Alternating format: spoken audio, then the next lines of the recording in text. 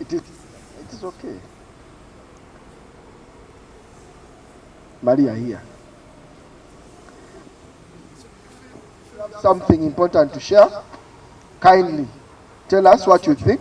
First, on the broad perspective of youth participation in electoral democracy, but also you had Mr. Sewachiranga's opening remarks talking about CBR, but also the findings from the research that Open Space just concluded.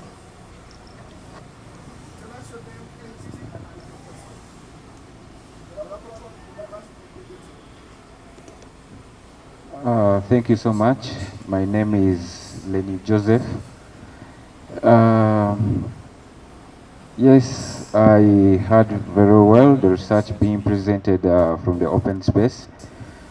I happen to start a project. And Joseph, where do you work from? I am a manager of a company called the Park Company. Manager Joseph, your question. Yes. It's not really a question, but also just giving an opinion in form of an idea. Yes. Please. Yes, I engage a lot with the young generation, the youth. So my request actually is, as these people did their research. You mean the open space and CBR? Manager Yes. Joseph, your question. They should create more awareness among these people. Like how she said, they did select some districts where they did research and found out what she presented. Yes. But I also feel like if they are to do this, this should be like in every region. Now that children are getting back to school, they can use that chance of doing it through institutions, yes, schools, and by doing so, they would have gotten at least a larger coverage. Thank you, Manager. Than choosing selections in a particular region. So I feel like by doing so, the information can be covered in entirely so the we have country. more reach. Yes. You went to schools and other institutions. Exactly. Thank you, Yes. Manager. Schools thank you so much. and thank you. I think the team has gotten that. By doing so, Please, they would have. yes, we have Linda down. If you also have a specific question towards someone, like the one that did the opening and the one that did the research, also mention. But do not ask me any question because I don't have answers. That process. Thank you so much. So my question was coming to you, Linda, but do you now mind standing up, please? Do I? The camera person says that you should. That one.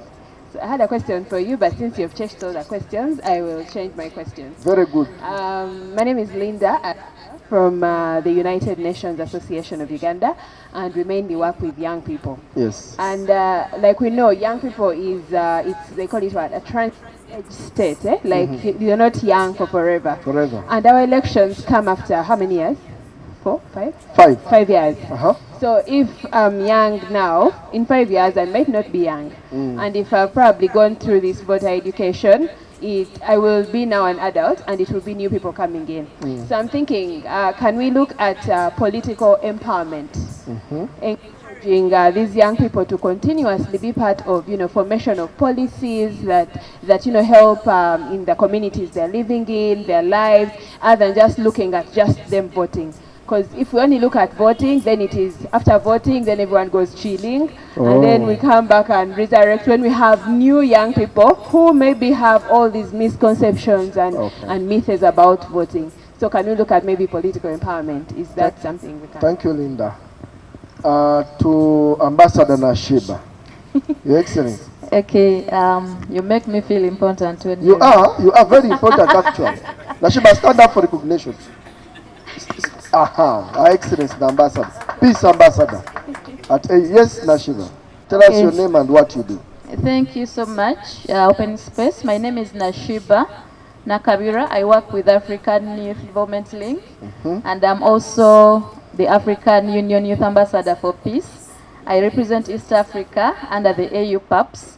We promote the youth peace and security agenda.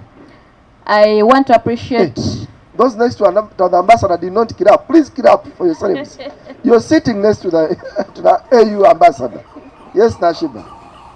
Okay, yeah, thank you. I want to appreciate you for the research, and I must reaffirm that the findings really do reflect what is happening, especially when it comes to youth participation in electoral processes. Yes. And it's quite absurd when you talk about the limited numbers of youth, especially first-time voters, who participate, especially those aged between 18 and 22. And that is a call for us as practitioners to focus on enhancing the participation of first-time voters. But also I was able to highlight just a few points. One is I want to understand if the study touched the role, if it touched on the role of AI in influencing young people's participation in elections. Because today a good number of young people have access to smartphones and they are able to access information online. And I want to understand if the study was able to look into that. And secondly, I want also to understand if you looked into the available policies and frameworks, especially those which talk about elections and electoral participation, because previously we've had reports, election observation reports, that have really made some good recommendation in terms of proposing reforms in electoral policies and so forth. So I really want to understand if the study was also able to look into that. Thank you. Now, Brenna and the team, if you cannot answer that question, that means that informs the next intervention of research, the role of AI, yeah, and influencing young people's participation. Yes, Mr. Ivan Otim. Yes, thank Your you name very and what you do, sir. Yes, Otim Ivan is my name. I work at the African Youth Development Link as the programs and M&E, but also coordinate the Youth Coalition for Electoral Democracy. Ivan, do you mind being more audible? I work at the African Youth Development Link as the programs and M&E, but also coordinate the Youth Coalition for Electoral Democracy. Yes, Ivan. While the presenter was making her a case, Yes. I found something very, very interesting that we must be able to investigate. What's the nexus between civic education and voter education? Because she kept on talking about information. And ideally, I believe that if we are going to plug in the issue around information, these two kind of have an interplay. But somehow, as a country, we have decided to either lag both of them or even one of them. And yet somehow, civic education is the broadly aspect. I think Doctor will elaborate on that. And voter education is a smaller package of, because it talks about the how, why, and where, while the broader civic education talks about civics rights, duties, responsibilities.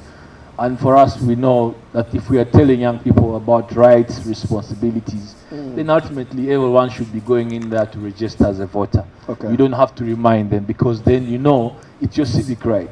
But we kind of relegate one of them or even both of them. Okay. So they started trying to find some gap analysis on how we can be able to match up. And the other issue around is, which I think Doctor was making a case in the room, was that around the registration. Yes. I think the issue around registration is kind of contradicting. Of course, within our laws, we emerged the law for registration under the ROPA. That's the one that where NIRA is mandated to undertake the registration.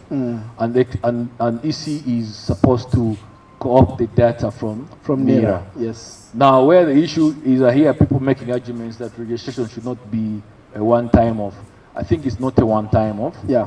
But I think we still have a gap, because the statement that, for example, that was made by the chairperson of the Electoral Commission, Yes. that young people of 18 years by 10th of February who will not have turned 18 years will not be voters. Yes. Kind of made people surprised. But for us as AYDL, we did take a research, and the research brought us to understanding that there are two issues there. One, it is the law that is the gap. The law is fixing EC to the age of 18. Article 59 of the Constitution, if you go and read it, it talks about eligibility at 18. Of a voter. So that's why the EC is extracting data of young people of 18 years. Yes. Yeah.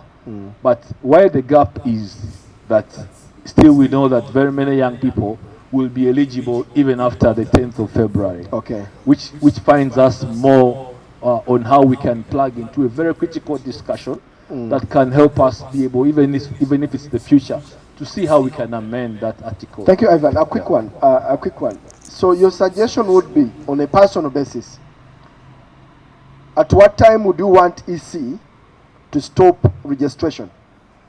No, where I talked about the law, the issue that we had made in the case was if they could do a drawback of, for example, pick young people. Right now, they go as registering as many young people as of age of 16 years. What is happening now is an update. Right now is an update. School, yeah. You are 16. Yeah. So between then but it's an assumption that 100 young people 18. are going to turn 18 years as of 11th of February. So that's the argument. when do you want them to stop registration? The argument is that eligibility within that Article 59 is as people who should be eligible to vote. But for us